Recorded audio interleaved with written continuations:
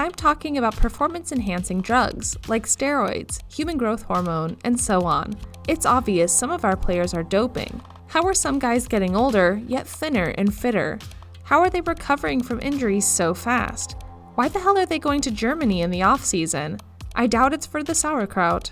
More likely, it's for the newest, hard-to-detect blood boosters and PEDs they have in Europe. Unfortunately, drug testing always seems to be a couple steps behind drug hiding. Lance Armstrong never failed a drug test. George Karl in his book, and an excerpt about PEDs in basketball. This isn't a very popular topic in the NBA world, but it has been brought up in the past. In fact, there have been so few guys who have tested positive for steroids or amphetamine use and have been reprimanded by the league. Those names are Don McLean, Matt Geiger, Sumaila Samake, Lindsey Hunter, Darius Miles, Rashard Lewis, Hedo Turkoglu, OJ Mayo, and Joakim Noah. As you can see, the list isn't too long, and there aren't any big names to drop. Now, George Karl has hinted at players such as Carmelo Anthony and J.R. Smith to have taken PEDs, but those claims haven't been found to be true. Can you guys think of any more players who have tested positive for PEDs or steroids in basketball?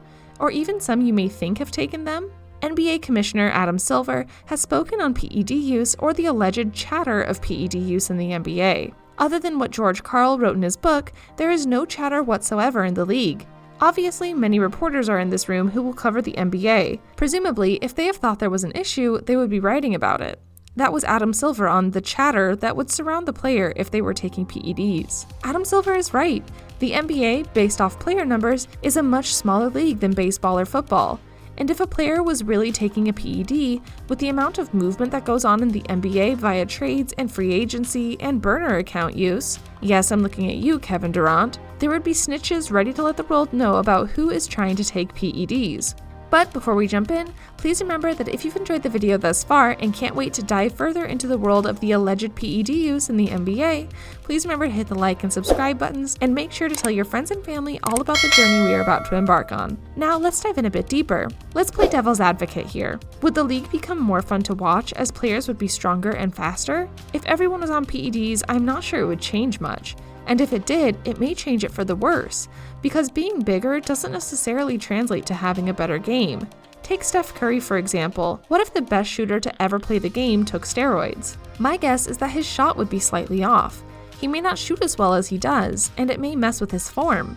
Plus, it would put more weight on his body, which would make him a little slower and might cause an injury for him as it is putting more weight, specifically on his knees and joints. Now, I say this if you view and understand PEDs in the traditional sense. And by traditional view, I mean big, bulky, and strong. I understand there are different supplements, and they are all used for different purposes. But the NBA is a skillful league where, yes, there are freaks out there, but they are natural freaks who are tall and wide. But there are also smaller players such as Trae Young and Ja Morant who are not only surviving, they are thriving. And they clearly do not look like they are taking performance enhancers. But again, because we are playing devil's advocate, let's question how much size Kristaps Porzingis has put on since his departure from the Knicks. Is he taking anything? Or is he just on a great exercise regimen? Since we love the insight of our viewers at NBA All-Stars, what are your guys' thoughts on something like this? Would PED use in the NBA create tighter competition that would be more intense to watch? In the traditional sense of how we interpret PEDs, I'm not sure it would. Now, are there guys on PEDs now? Maybe. But even so, there haven't been a lot of guys who have historically got tested positive for PEDs. So, with seeing how intense and competitive NBA games and competition already is now, especially with what we've seen in the bubble, I'm not sure PEDs would have the same effect as it had in baseball or football. Taking PEDs isn't going to make you play better defense, but it could make you hit more home runs.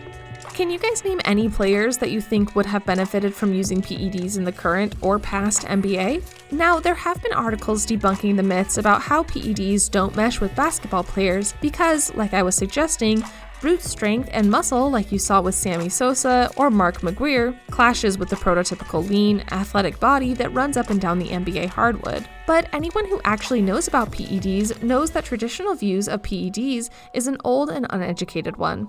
There are well-researched studies explaining the rationale and benefits of modern PEDs in basketball while debunking the effectiveness of the testing, even the current high testing added before the 2015-16 season. Some say that it mostly matches up with George Karl's suggestions. To say there is a PED problem in the NBA would be crazy, because there isn't. And despite enough speculative evidence that an investigation is probably deserved, who wants to go through that mess and tarnish everyone's reputation? The way we talk about NBA players and rank them daily, it would just become a dumpster fire. At the end of the day, only the players and teams know what they're putting in their body more than we ever will, and it'll likely only help to prolong and bolster their careers. Just like everything else in this world, the NBA is out to make money. You don't mess with the money. So if you ever wonder why things are the way they are, just follow the money and it will lead you to all your answers. Lastly, what if we woke up tomorrow and found out that 75% of the NBA is taking some form of PEDs? Would you care? Would it change much?